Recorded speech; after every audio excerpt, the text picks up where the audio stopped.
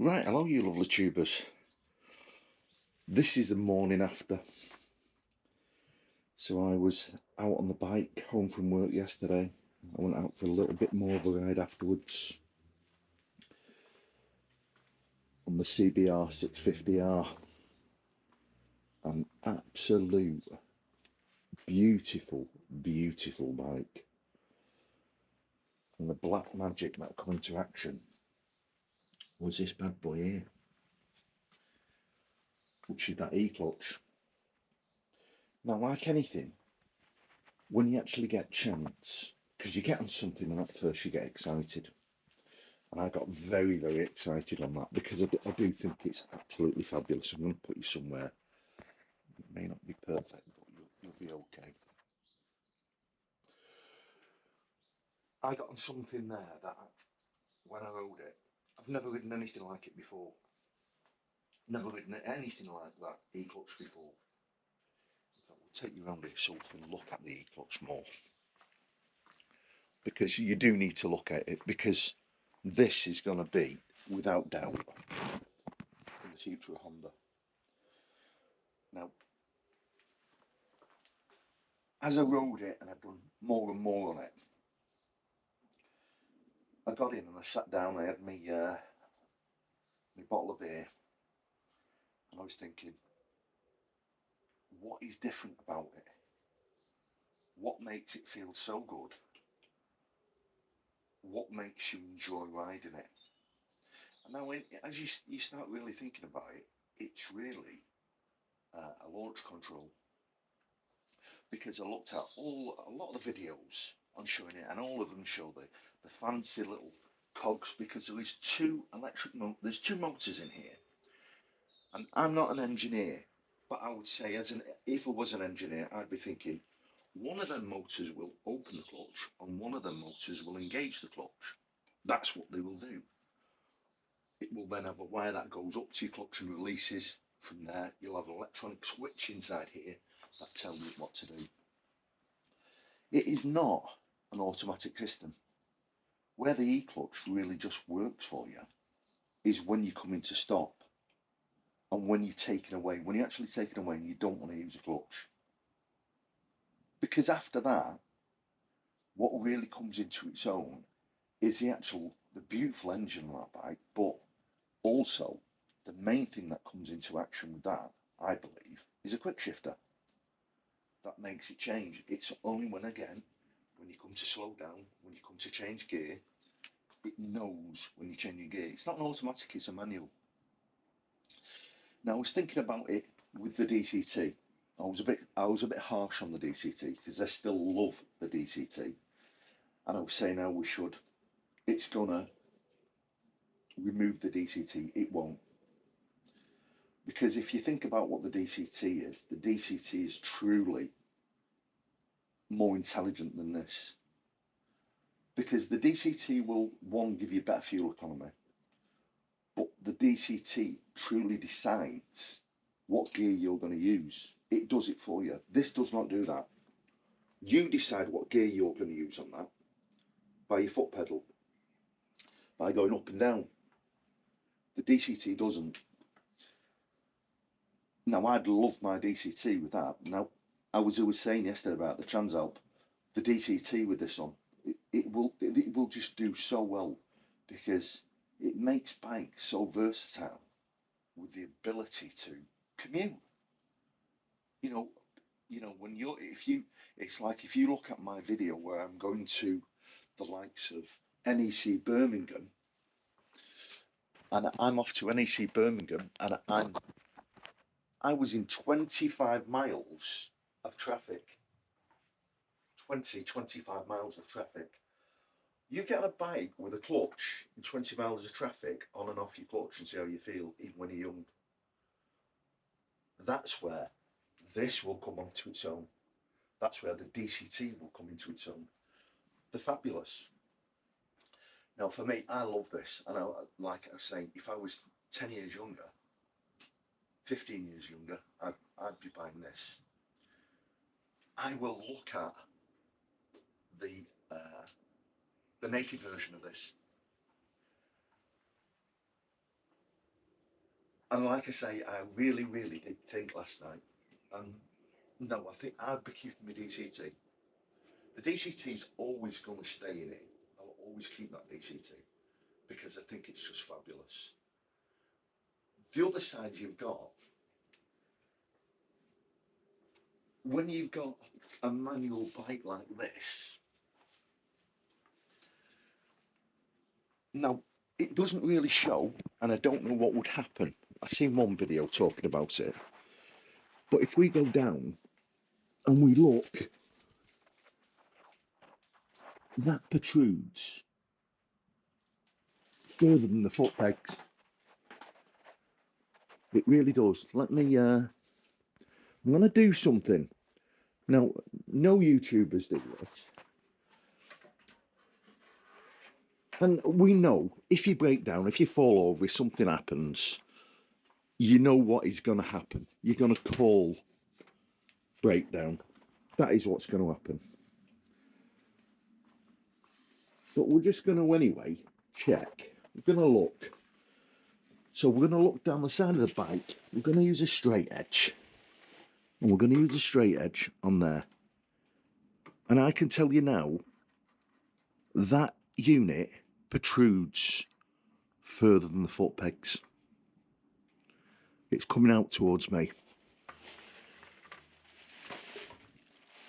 Now, if that breaks, what was reading on Honda, you can carry on.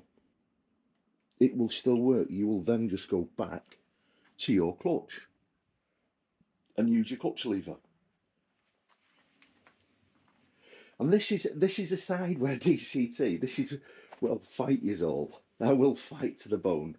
You fall over and break that, and you're stuck in first gear. You're riding home in first gear. A DCT, you don't. You fall over on a DCT, it's not going to break. Now, these bikes, if they put pedals on them, well, but I'm not in any way, shape, or form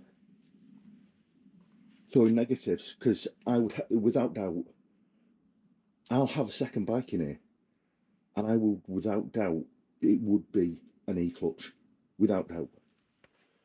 One for riding, it'd be easy to ride, and I would, to be honest, I would love something like this. I would love this and my NC inside my shed, because I think I'd be an extremely happy person. And the power and the smoothness of this is unbelievable. Now again, I was thinking when I was riding, is that off the mark as quick as the DCT? It's no, it's not. Not for the first 30 mile an hour. It's definitely quicker than most your geared bikes that haven't got that on. And I was absolutely blown away with the inline 4, how that picks up speed at the revs it picks up. It's just how they've done that. It's just fabulous. So we're going to get in our gear, and we're going to go out again and have another blast on it. And we'll do a walk around, and I'll move it about a bit, and we'll get down some nice twisty roads.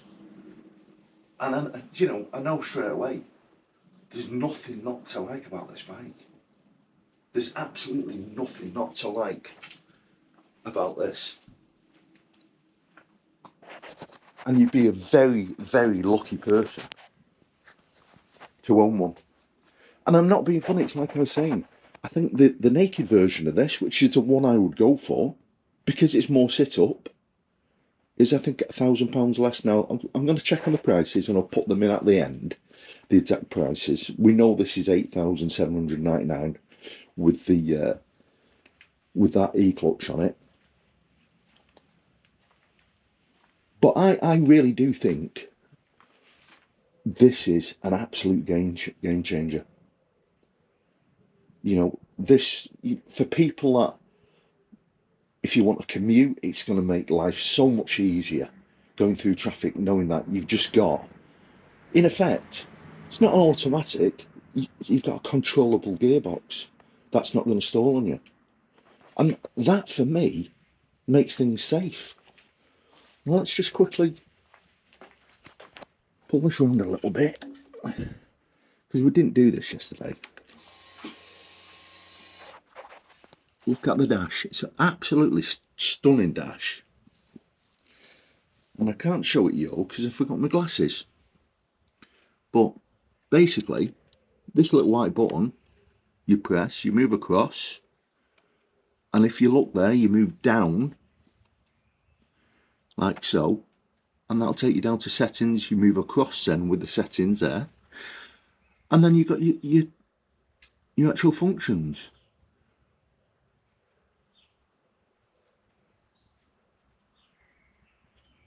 And then back up, handle E-clutch, shift point, trip reset. Absolutely fabulous. Absolutely fabulous. And the quality, I mean, the quality of the brakes, you know, we'll all say for these bikes, why haven't they got adjustable forks on the front? They honestly don't need it. They honestly don't need it. I went over some rough terrain yesterday and that just swallowed it up. The back shocker feels fabulous. And I think there's 10 points of adjustment on the back shocker on these. And these bikes, the tank is smaller. But they say like MCN and people like that saying it's got 185 mile of range. That was showing 210 miles of range, and I've ridden it. You know, I'd ridden it a couple of miles. Now, not riding it hard because it's got low mileage, and I certainly don't want to break Yule's bike. And I will say to all the staff of Yule's